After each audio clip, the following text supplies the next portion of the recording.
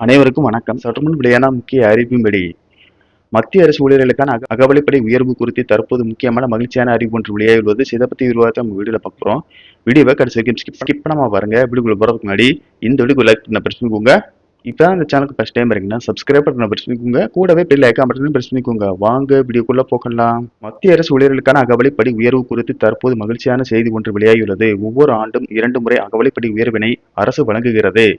ஜனவரி மாதத்தில் ஒரு அகவிலைப்படி உயர்வும் மற்றும் ஜூலை மாதத்தில் ஒரு அகவிலைப்படி உயர்வும் அரசு ஊழியர்களுக்கு வழங்கப்படுகிறது. இந்த நிலையில் மார்ச் மாதத்தில் அமைச்சரவை கூட்டம் நடக்க வாய்ப்புள்ளதாகும். இதில் அகவிலைப்படி பற்றிய அறிவிப்பு வெளியாகும் என்று அரசு வட்டாரங்கள் தெரிவிக்கின்றன.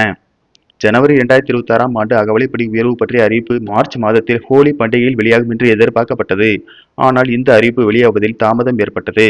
மார்ச் 18 அல்லது 25ஆம் தேதி மத்திய அமைச்சரவை கூட்டத்தில் அகவிலைப்படி உயர்வு பற்றிய அறிவிப்புகள் வரக்கூடும் என்று எதிர்பார்க்கப்படுகிறது.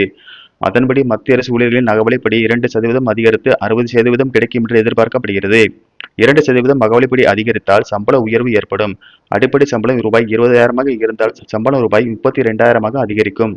அகவிலைப்படி மார்ச் மாத இறுதிக்குள் அதிகரிக்கக்கூடும் என்று கூறப்படுகிறது.